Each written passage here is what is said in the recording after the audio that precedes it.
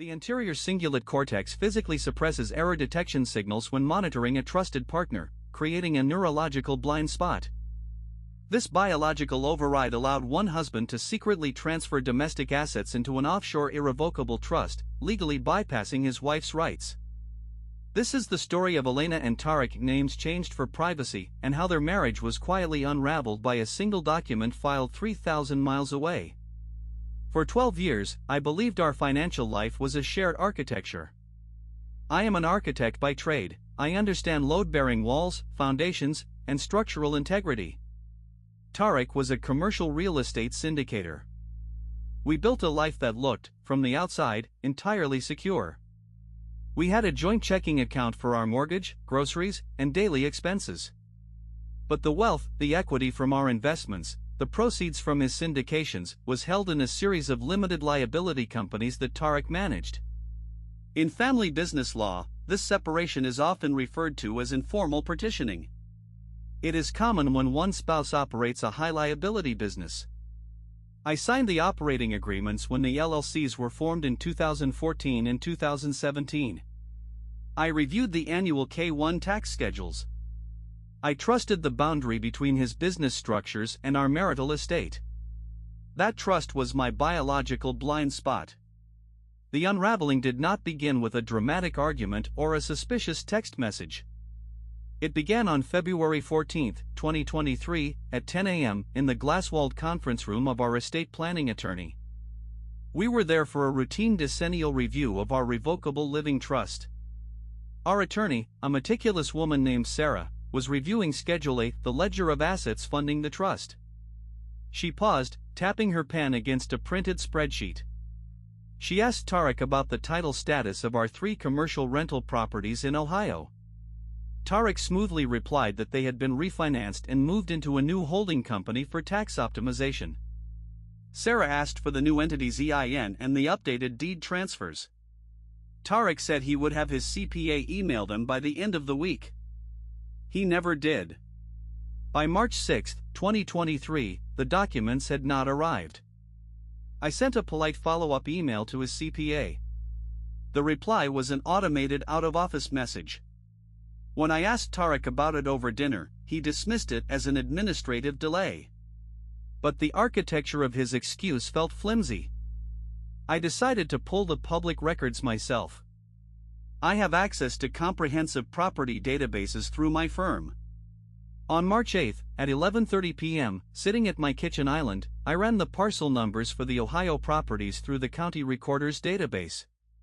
The properties were no longer owned by our domestic LLCs. They had been transferred via quitclaim deeds to an entity called Apex Horizon Holdings. I searched the state's business registry for Apex Horizon Holdings. It was a Wyoming LLC, registered just 4 months prior. But Wyoming requires a registered agent, and the agent listed was a corporate services firm in Miami. I noticed a notary stamp on the digitized quitclaim deed. The stamp was from a county in Florida we had never visited.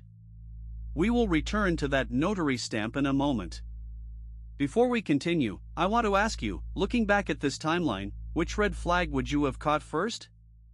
1. The delayed tax forms. 2. The out-of-state notary stamp. Or 3. His immediate dismissal of the administrative delay. Let me know in the comments. I needed to understand the capital structure of this new Wyoming LLC. I logged into our joint business banking portal, an account I rarely used but still had administrative access to. I filtered the transaction history for the previous 12 months, looking for any capital injections or large wire transfers. On November 12, 2022, at 2:15 p.m., a wire transfer of $1.4 million had cleared from our primary domestic operating account. The beneficiary was not Apex Horizon Holdings. The beneficiary was an escrow account managed by a fiduciary services firm in Nevis.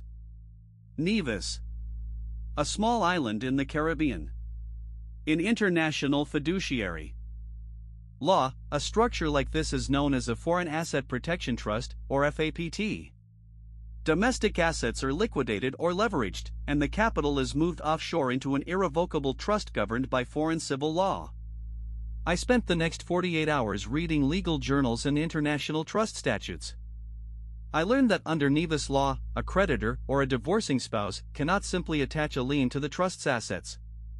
They must travel to the island, hire a local attorney who was prohibited from working on a contingency fee basis, and post a massive bond just to initiate a hearing. And that was just the Nevis LLC. I dug deeper into the corporate formation records I could find online. The Nevis LLC was wholly owned by a Cook Islands Trust. In international asset protection, a Cook Islands Trust is considered the ultimate fortress. They do not recognize foreign court judgments. If a United States family court judge orders the repatriation of marital assets, the Cook Islands trustee is legally bound by a duress clause to ignore the order. Tariq had not just moved our money. He had moved it into a jurisdiction that fundamentally did not recognize my existence as a spouse. I remembered the notary stamp from the Florida county on the quitclaim deeds. I called the notary public listed on the document. She confirmed that Tariq had come into her office on October 28, 2022, accompanied by a man she described as a legal courier. They notarized a stack of documents, including a formal declaration of gift, transferring my community property interest in the Ohio real estate to the Wyoming LLC, for zero consideration. He had forged my signature on the spousal consent waiver. The confrontation did not happen in a moment of anger. It happened on October 12, 2023, after 7 months of silent, meticulous preparation. I had hired a forensic accountant and a matrimonial attorney who specialized in multi-jurisdictional asset recovery. We compiled a 40-page dossier detailing every wire transfer, every forged signature, and every shell company. I placed the dossier on the dining room table at 7 p.m. Tariq was eating a salad. He looked at the cover, then looked at me. There was no denial. There was no apology. He simply set his fork down and said, "It is a firewall, Elena. Not a cage. It protects the assets from my business liabilities." I asked him why he forged my signature on the spousal consent waiver. He replied that it was a procedural necessity to satisfy the foreign trustee's compliance department, and that he always intended to tell me once the structure was fully seasoned. His voice was entirely devoid of malice. It was the calm, measured tone of a man explaining a zoning variance to a municipal board. He genuinely believed that because he had generated the wealth, he possessed the unilateral right to restructure its legal ownership. The legal reality that followed was a masterclass in procedural exhaustion. My attorney filed for divorce and immediately sought a temporary restraining order to freeze all domestic accounts. But the $1.4 million was already gone. The Ohio properties were encumbered by new mortgages taken out by the Wyoming LLC, and the proceeds had been routed through a correspondent bank in Switzerland before landing in the Cook Islands. We initiated a discovery process that cost $85,000 in retainer fees alone. We subpoenaed his email records. We found correspondence with a firm in Zurich, discussing the establishment of a private annuity structure. In family law, financial infidelity is often treated as a breach of fiduciary duty. A judge can award the wronged spouse a disproportionate share of the remaining domestic assets to offset the hidden funds. But Tariq's domestic assets were negligible. His salary was routed to the trust as a management fee. His personal credit cards were paid by the LLC. The judge in our county was sympathetic, but she was bound by the physical limits of her jurisdiction. She could order Tariq to repatriate the funds. She could hold him in contempt of court. She could even sentence him to county jail. But as my attorney explained during a grim strategy session in December 2023, jailing Tariq would not unlock the Cook Islands Trust. The duress clause would automatically trigger. The foreign trustee would deem him under legal coercion and freeze the assets entirely, leaving the money in legal limbo for decades.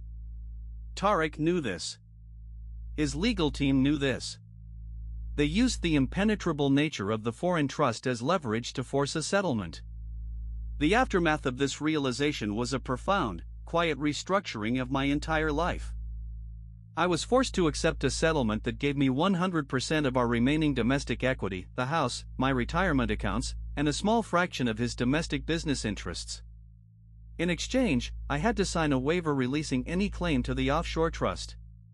On paper, it looked like a victory. I kept the house. I kept my independence.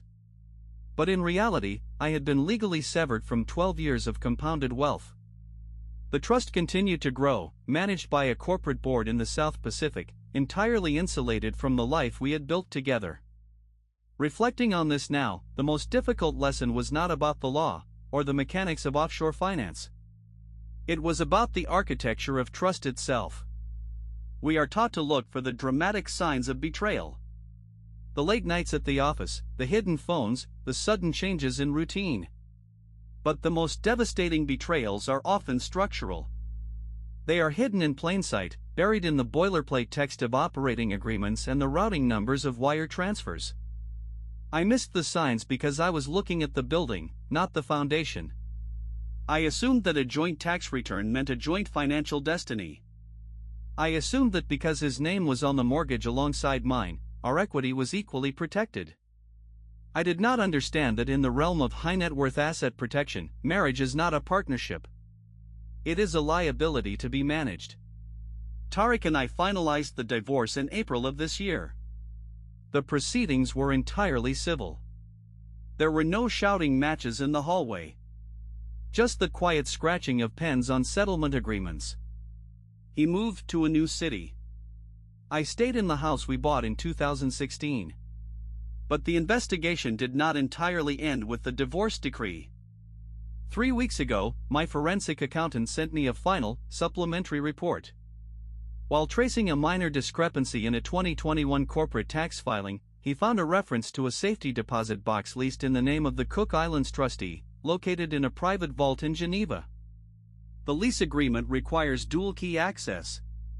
One key is held by the corporate trustee. The second key requires Tariq's physical biometric presence to open. My accountant believes the box contains the original, unredacted promissory notes for the loans Tariq made to his own offshore entities, documents that would prove the entire trust structure was a fraudulent conveyance designed specifically to defraud me of my marital rights. If I had those notes, I could reopen the case. I could pierce the corporate veil. I could prove the forgery was not just a procedural shortcut, but the linchpin of a premeditated financial extraction. I know the box is there. I know what is likely inside it. And I know that unless Tariq voluntarily walks into that vault in Geneva and turns his key, the law will never see it. The architecture is complete. The walls are impenetrable. And I am left standing outside, holding the blueprints to a fortress I can never enter.